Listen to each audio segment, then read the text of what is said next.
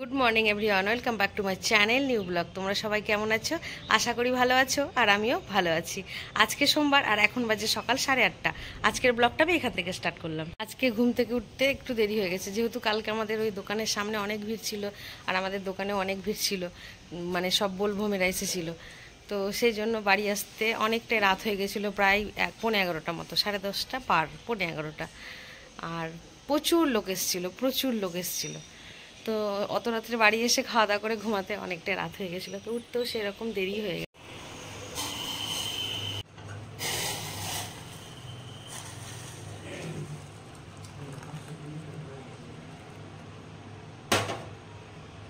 চাটা এখন ছেঁকে নিই।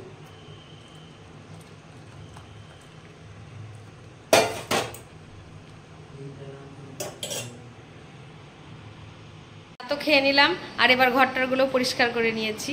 আর ছেলে পড়তে বসে গেছে। পড়ছো? ঘুম আসছে নাকি তোমার? রাত্রে ঠিকঠাক ঘুম হয়নি।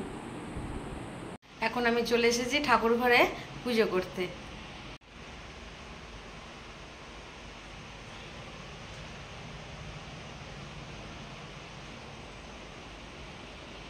পুজো করতে করতে পুরো একদম ঘেমে গেছি। তো এখন আমি পুজো করে ঠাকুরের প্রসাদটা নিয়ে চলে এসেছি। আজকে ঠাকুরকে প্যারা দিয়েছি। ঘরে যেদিন যেটুকু থাকে আমি সেটাই দিই। তো তোমাদের দাদাভাইকে বলেছিলাম কালকে যে তুমি সন্দেশ নিয়ে এসো, তো সন্দেশ পাইনি, প্যারাটা নিয়ে পেয়েছি, তো প্যারা নিয়ে এসেছিলো, তো আজকে প্যারাই দিয়েছি ভগবান। দেখতে দেখতে 4টে সপ্তাহ পার হয়ে গেল, মানে শ্রাবণ মাসে 4টে সোমবার চলে গেল, মানে আজকে শেষ সোমবার। তো ভালোই লাগলো, শ্রাবণ মাসে 4টে সোমবার আমরা করলাম, বেশ সুন্দর লাগলো। শিবের মাথায় জলও ঢালা হলো। এমনিতে আমি প্রত্যেক দিনই শিবের মাথায় জল ঢালি, আর শ্রাবণ মাসটা একটু স্পেশাল লাগে।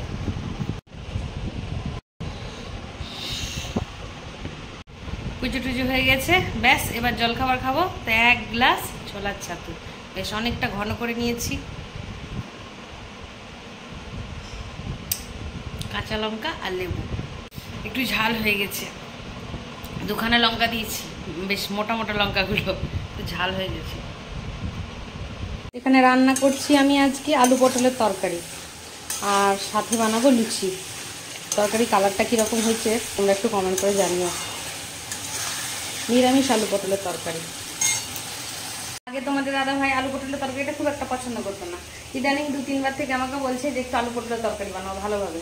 তো সেই জন্য আমি আজকে আবার নিরামিষ আলু পটলের তরকারিটা বানাচ্ছি। এখন কড়াইয়ে তেল বসিয়ে দিলাম লুচি ভাজার জন্য। এখন গরম গরম লুচি, ময়দাটা আমি বেশ খানিকক্ষণ আগেই মেখে রেখেছি, আর ভেজা ন্যাকড়া চাপা দিয়ে রেখেছি যেন ময়দাটা শুকিয়ে না যায়। এখন আমি একটা একটা করে লুচি বেলতে লাগবো। লুচিগুলো এখন এক এক করে ভেজে নেব। লুচি ভেজে রাখলে ঠান্ডা হয়ে গেলে ভালো লাগে না, সেই জন্য একটু দেরি করে ভাজছি।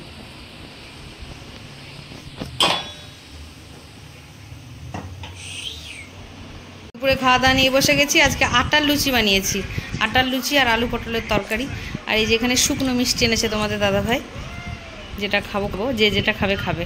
সন্ধে টন্ধে দিয়ে এইমাত্র বসলাম, তো আজকে ছেলেকে বলছিলাম সন্ধেটা দিয়ে দে, তারপর আবার আমি সন্ধে দিলাম। তো ওই দেখো টিউশন থেকে এলো এক্ষুনি। তো এবার দোকান যাব, তো আমাকে বলছে মা আমিও যাই, তাহলে চলো। তাহলে আমি চল যাই। তো তার আগে যেন বলছে মা একটু চা বানাবো। বলছি না, খবরদার চা বানাবো আজকে, কারণ আমি আজকে বাড়িতেও চা খাইনি, দোকানে গিয়ে একবারই চা খাবো, যেন ও খেতে না পারে।